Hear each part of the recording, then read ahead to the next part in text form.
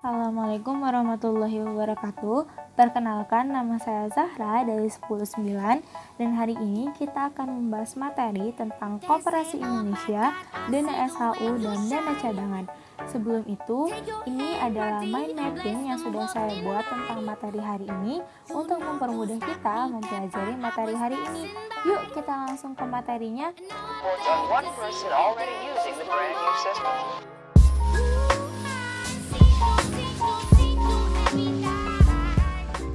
Itu ada pengertian koperasi. Jadi apa sih koperasi itu?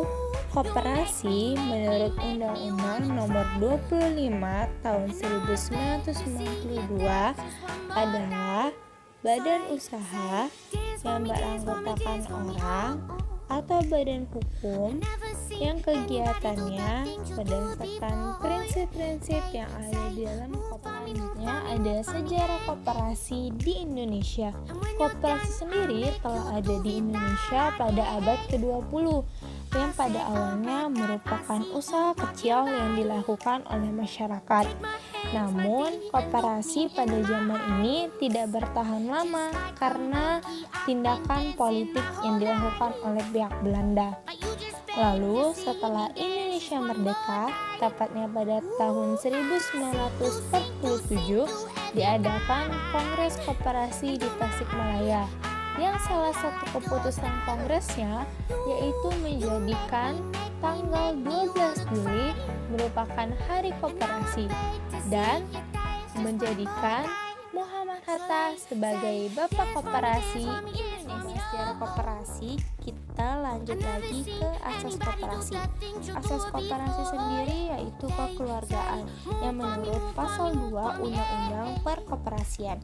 Jadi makna kekeluargaan ini yaitu berarti seluruh anggota koperasi itu memiliki kesadaran hati nurani untuk mengerjakan kebaikan serta rela berkorban bagi kepentingan bersama. Dan semua keputusan yang ada di koperasi itu harus menguntungkan bagi semua anggota koperasi dan tidak mementingkan kepentingan pribadi apalagi kepentingan kelompok. Selanjutnya kita ke fungsi koperasi. Beberapa fungsi koperasi yang akan kita bahas kali ini yaitu membangun dan mengembangkan potensi dan kemampuan ekonomi anggotanya, berperan secara aktif dalam upaya meningkatkan kualitas masyarakat, memperkukuh perekonomian rakyat, dan berusaha mewujudkan perekonomian nasional yang merupakan usaha bersama.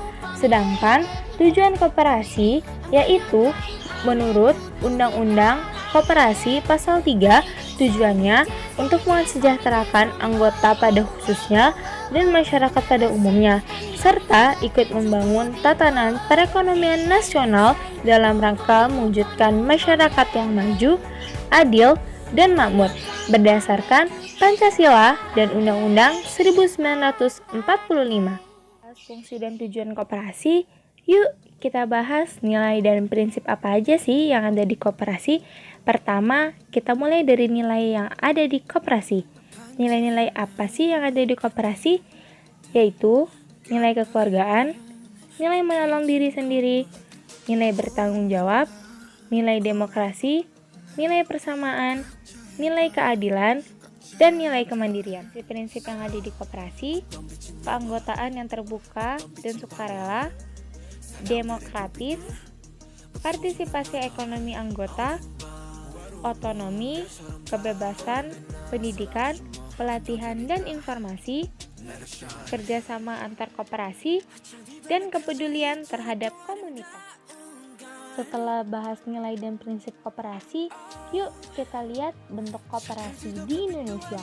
Bentuk koperasi di Indonesia yaitu ada koperasi primer dan koperasi sekunder. Koperasi primer yaitu koperasi yang didirikan oleh perorangan. Anggotanya minimal 20 orang dan didirikan oleh orang yang memiliki kepentingan ekonomi yang sama. Wilayah kerja koperasi primer meliputi satu lingkungan kerja, kelurahan, atau desa. Contohnya, koperasi pegawai dan koperasi unit desa. Sementara koperasi sekunder yaitu koperasi yang didirikan oleh koperasi primer yang anggotanya juga anggota koperasi.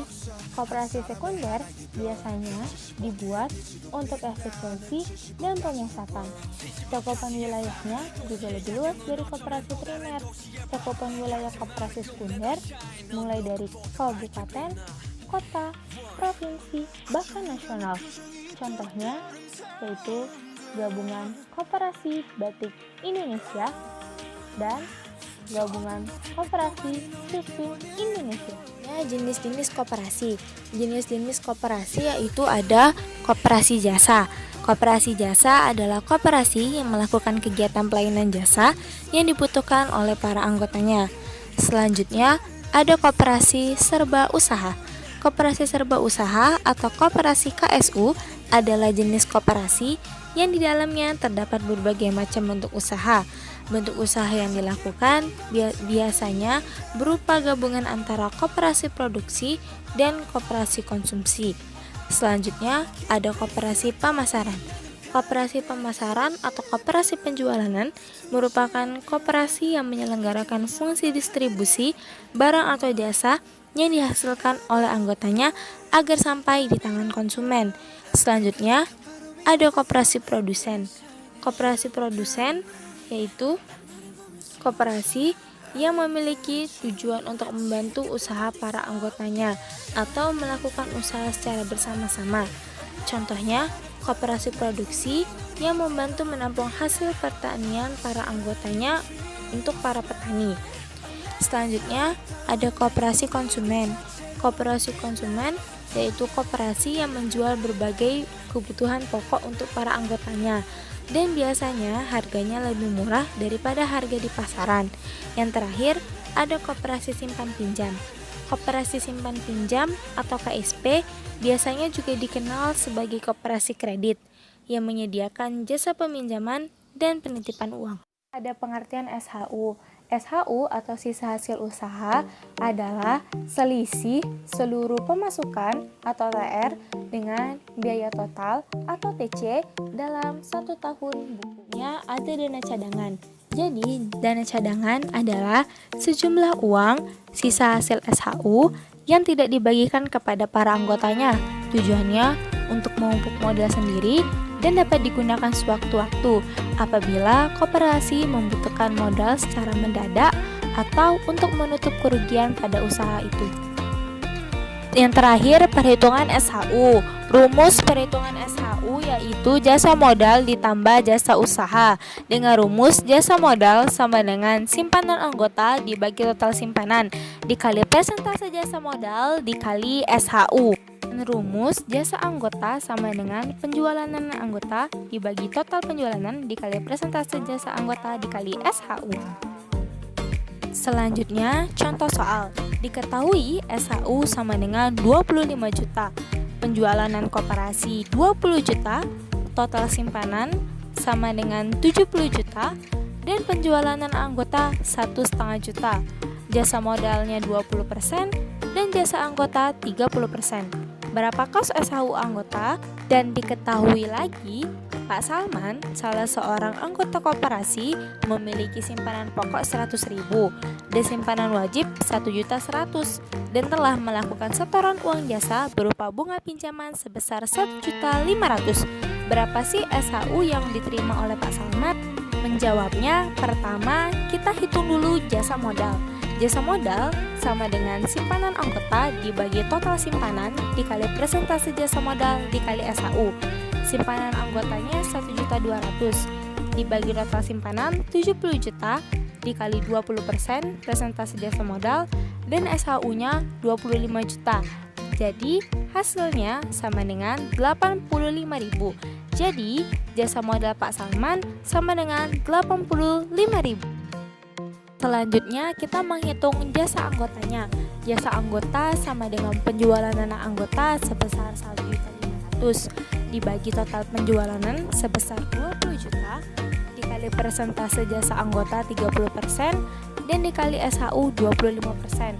Jadi total jasa anggotanya sama dengan 562.500. Dan langkah terakhir, kita tinggal jumlahkan saja jasa modal ditambah jasa anggotanya, yaitu 85.000 ditambah 562.500. Jadi total SHU Pak Salman sama dengan 647.000. That's all for this video.